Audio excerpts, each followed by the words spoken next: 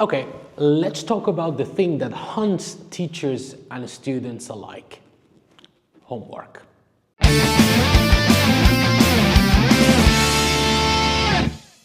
I want to talk about why I sometimes assign homework and why I sometimes really don't.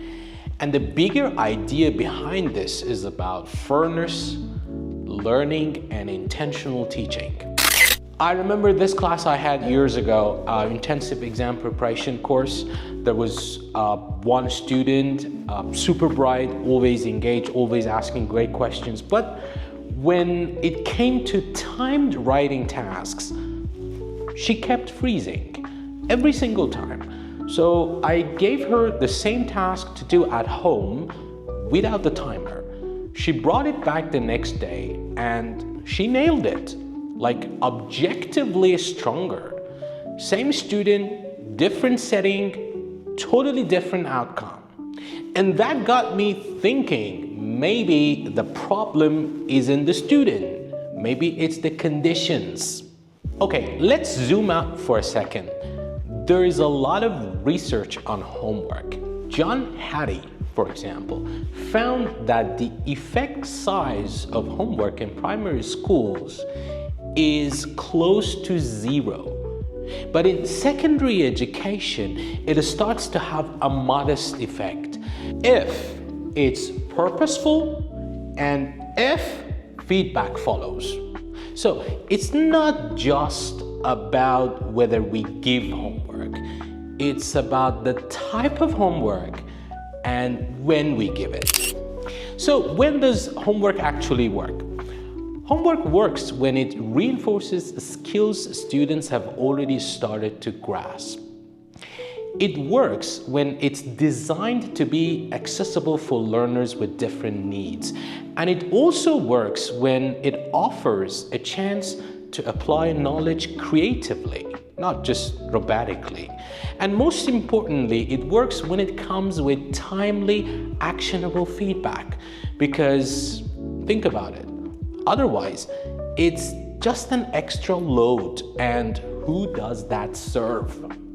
And this ties directly into something I recently presented in a webinar with Trinity College London on designing fair and inclusive assessment. If you missed it, no worries. I've put the link in the description down below.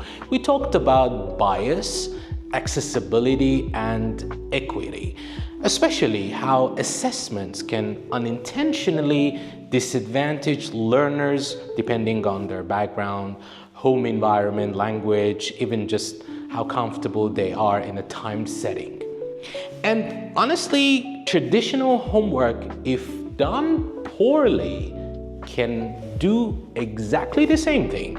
It can amplify gaps instead of closing them. So homework should never be a tool for punishment or proof that someone cares. It should be one possible tool among many that is used intentionally and not habitually. So yeah, I don't give homework all the time. Here's when I skip it. When we've just introduced a new concept that, they need support, not solo struggle. When it's the kind of task that really only makes sense in class with the teacher's guidance. Or when I know, honestly, that my students are already stretched thin and the task won't add value, it's just a stress. So I've seen homework kill motivation, and I've seen it also build confidence. I guess it's not the tool, it's how we use it. So maybe instead of asking, should I give homework? We should be asking, what's the purpose of this task? Who is it helping? Who might it be leaving behind? And am I gonna do anything with this when it comes back? Or is it going straight into the void?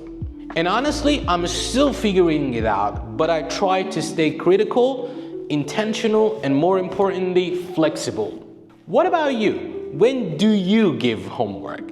Have you stopped entirely? Ever had that moment where you thought, why am I even assigning this? I'd love to hear your stories in the comments.